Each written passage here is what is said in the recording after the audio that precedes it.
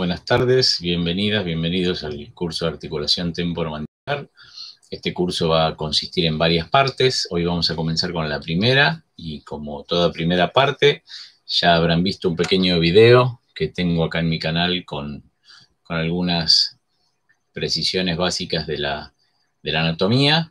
Vamos a profundizar en eso más adelante cuando hagamos toda la parte de la anatomía palpatoria, pero es bueno que lo vayan teniendo presente, fresquito, que le metan pausas al video y que vayan repasando bien las distintas relaciones de los ligamentos, el menisco, los músculos. Básicamente, este curso consiste en algo para mí esencial, que es la herramienta básica y fundamental que debemos tener los fisioterapeutas, los kinesiólogos, para tratar la articulación temporomandibular, de la misma manera que tenemos herramientas para tratar un hombro, una rodilla, un tobillo o una cadera. Si bien parte del curso también incluirá la relación postural que tiene la articulación, la mordida, la cabeza, la relación cráneo-cervical y la relación con el apoyo en los pies y demás, básicamente mi intención es transmitir algunos tips básicos para el paciente que te llega al consultorio y cómo evaluarlo y poder tratarlo. Al ser una articulación pequeña, claramente localizable, ahora vamos a trabajar un poco en eso, no hay mucho para hacer. Por otro lado, está cerca de elementos nobles, por lo cual también es complicado. Tiene una relación muy estrecha con el oído y con la glándula parótida. Hay que tener ciertos cuidados y ciertos diagnósticos diferenciales también para llevar adelante la acción. Básicamente, convengamos que los pacientes nos van a consultar por dolor, por ruido y por falta de movilidad o pérdida total del movimiento.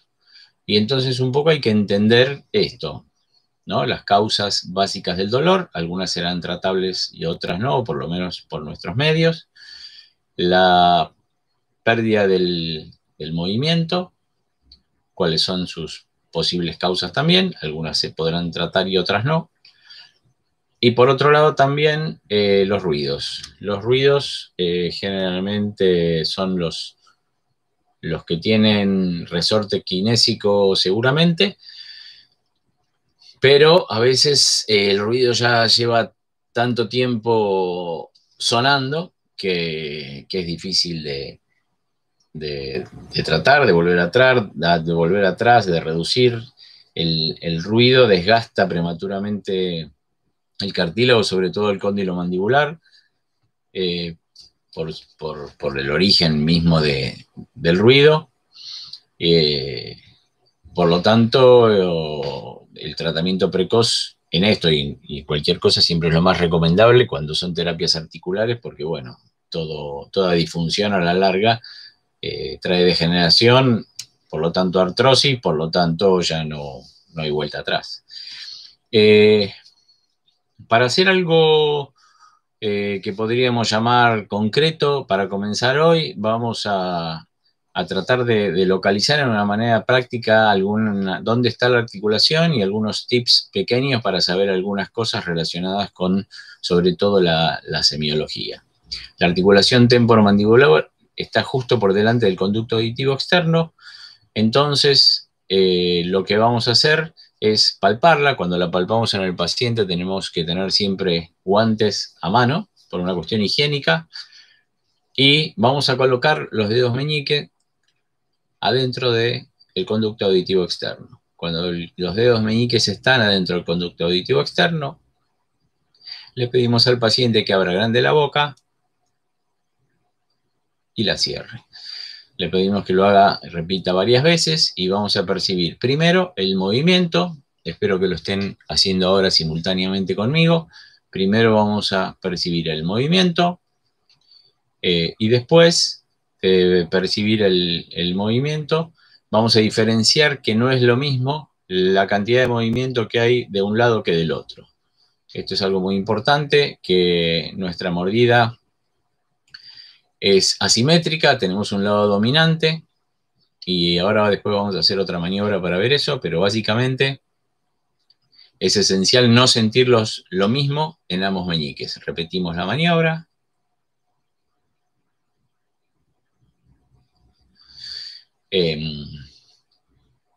Los movimientos que tiene la articulación temporomandibular simplemente, en realidad es uno solo que se llama ciclo masticatorio, que consiste en abrir y cerrar la boca.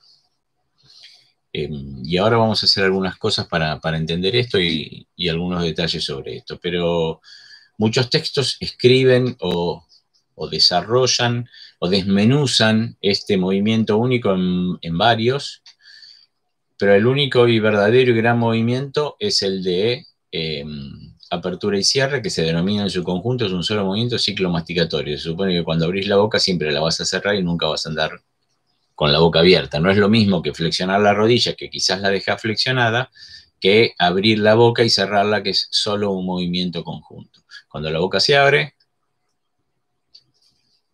ahí se va para un costado, para el lado dominante, y después se cierra lo que se llama cierre oblicuo.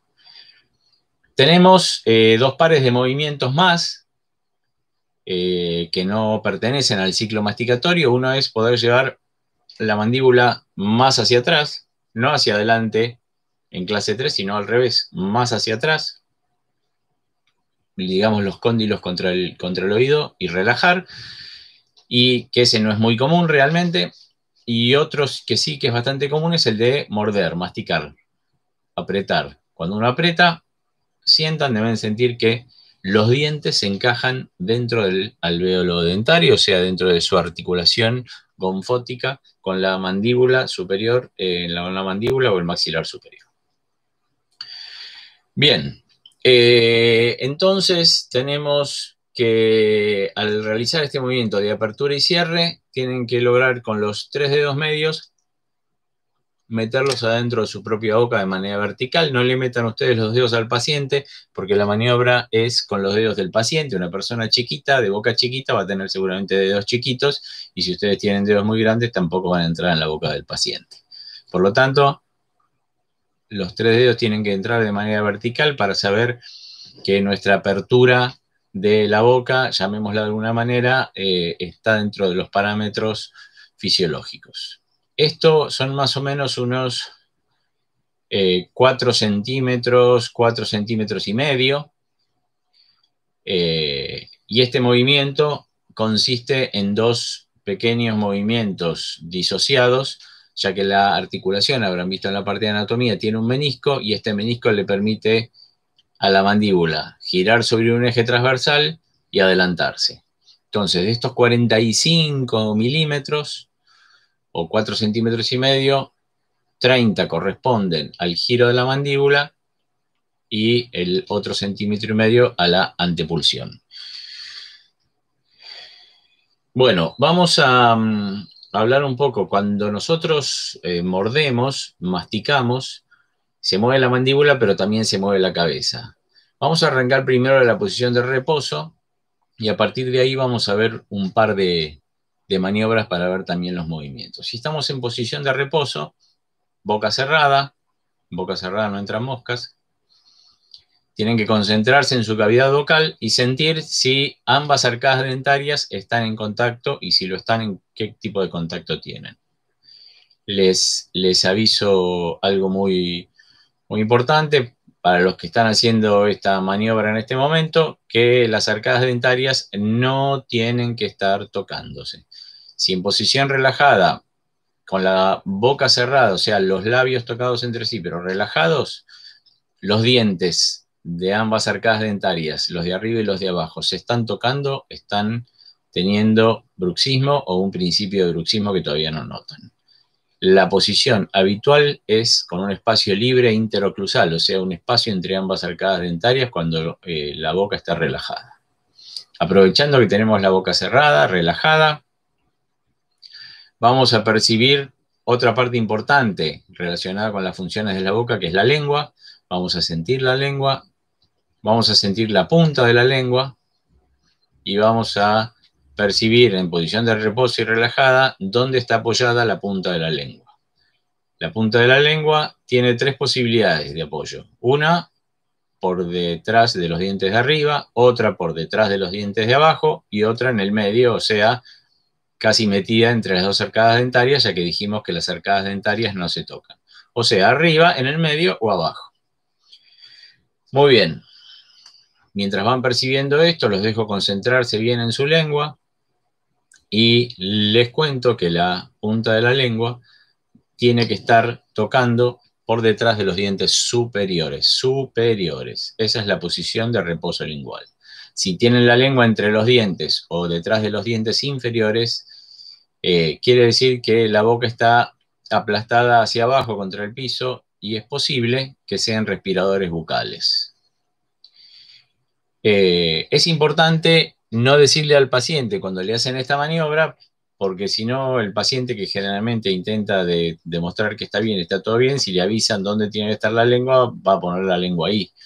Difícilmente diga la verdad. Por lo tanto, pregúntenle dónde tiene la lengua y a partir de ahí hacen el diagnóstico.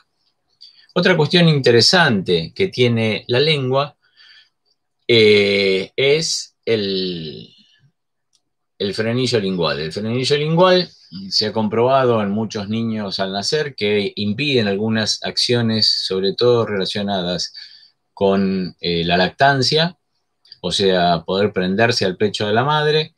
No es imposible, pero muchas veces lo dificulta, como así también los transforma muchas veces en respiradores bucales, lo que trae trastornos en la mordida, por lo tanto trastornos posturales a largo plazo. ¿Cómo podemos saber si nuestro frenillo es corto o largo? Bueno, en la posición de reposo, con la lengua apoyada detrás de los incisivos superiores. Si alguno de ustedes la tenía en el piso, por favor, levanta la punta hasta apoyarla detrás de los incisivos superiores, ahí arriba, y abren la boca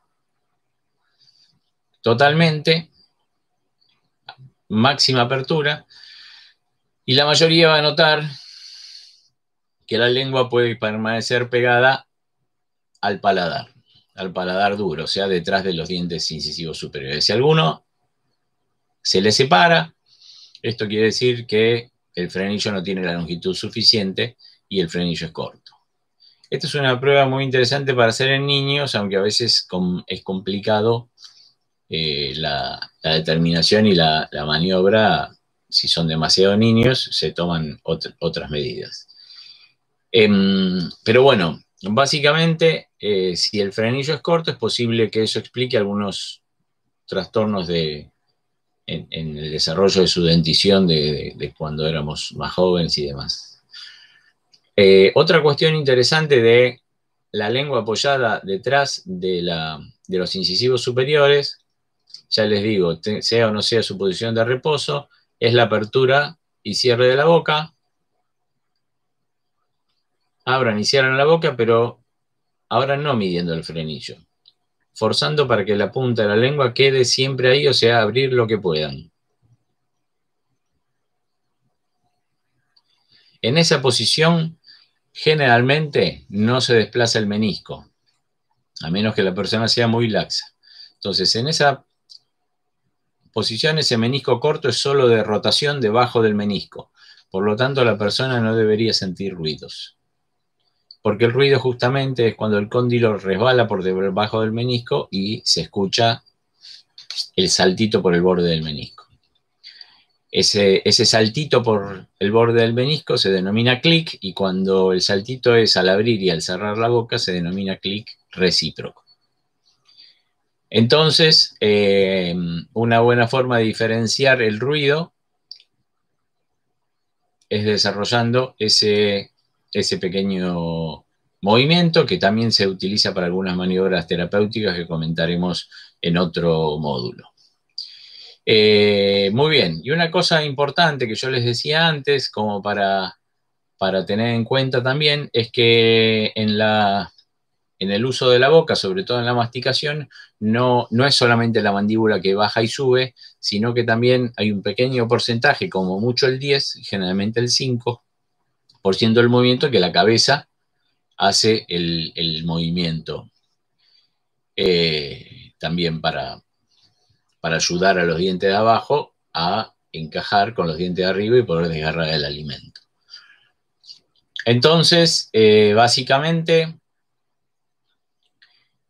sabemos que la mandíbula va a accionar no solamente haciendo el ciclo masticatorio, sino en relación a la posición de la cabeza para poder desgarrar correctamente los alimentos. Por lo tanto, ahora sabemos también que la posición de la cabeza de alguna manera determina la posición de la mandíbula. Entonces vamos a hacer un ejercicio más que tenemos que hacer con nuestro paciente para evaluarlo, que es pedirle que incline la cabeza hacia adelante, que la deje caer en flexión y va a sentir que la mandíbula tiende a cerrarse, tiende a juntar las arcadas dentarias y tiende a hacer una pequeña antepulsión.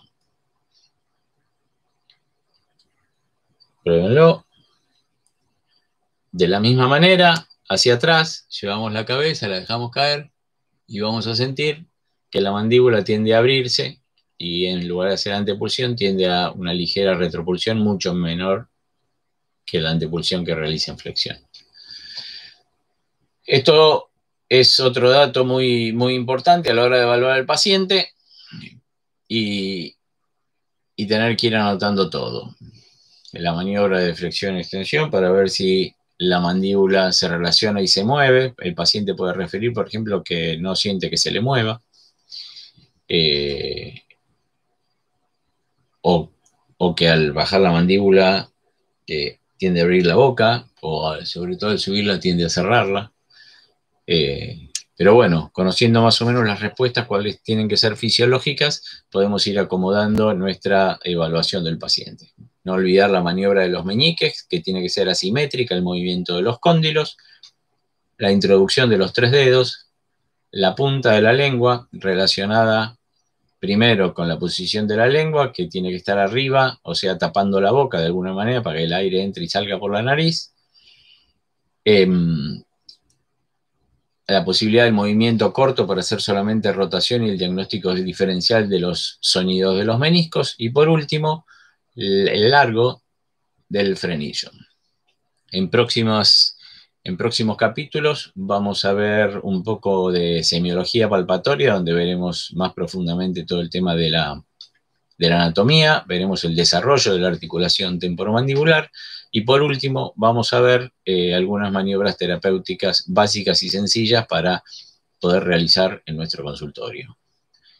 Practiquen, repítanlo con ustedes, con la gente que convive con ustedes y empiece a probarlo en los pacientes. Espero que disfruten de este corto video, de esta primera parte y nos vemos en próximas entregas. Que anden bien, saludos.